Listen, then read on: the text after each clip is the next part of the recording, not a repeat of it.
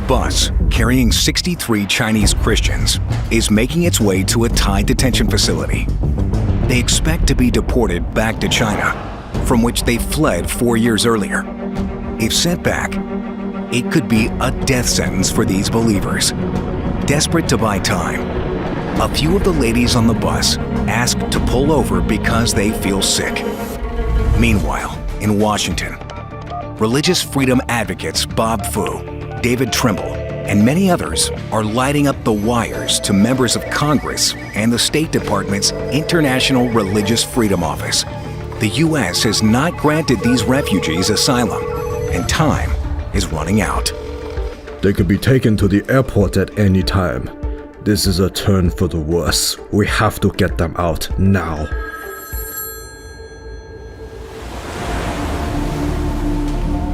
When the Mayflower Church left their home in Shenzhen, China in 2019, they told the authorities that they were just going on vacation to Jeju Island in South Korea. There was no other option for them, a group already targeted by the communist government for holding unauthorized church services and seeking to teach their children outside the state-run education system. Once on Jeju, the group applied for asylum, but were denied repeatedly and received consistent harassment from Chinese agents in Korea. It became clear that South Korea was a dead end for the fleeing church. Without a viable option to stay, the Mayflower Church made a dash to Thailand on August 31st, 2022. Armed only with 15-day tourist visas, the move was a desperate one. Overstaying their visa in Thailand would almost certainly mean detention in Thailand, and most likely, deportation back to China.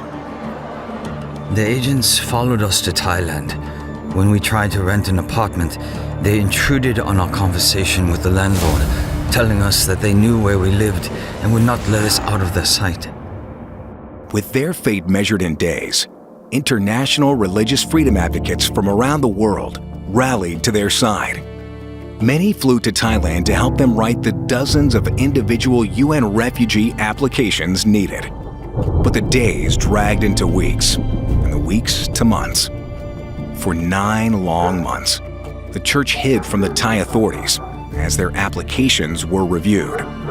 The Chinese agents were aggressive, and one day in March, the church was arrested and thrown into a crowded Thai immigration detention center. They prayed, knowing that at any moment they could be put on a flight to Beijing and never heard from again. With the Mayflower Church now in detention, the State Department kicked into gear. Finally, they agreed to extend asylum to the Mayflower congregation. After over a week in detention, their cells were suddenly opened one Thursday, and the group was ushered to the Bangkok airport. Instead of a flight back to Beijing, they would be coming to the United States, to freedom. Good evening, ladies and gentlemen. Friday evening travelers rush past each other through DFW's busy terminals. It is Good Friday, one of the holiest days in the Christian calendar. At 7:34, the first of 4 flights from Bangkok, Thailand, lands, with hundreds of weary passengers. Pastor Pan breathes a sigh of relief, as do the 59 congregants with him on those flights. Their 3-year-long saga of escape from the Chinese Communist Party is finally over. A delegation is already at the airport to greet them with food and flowers.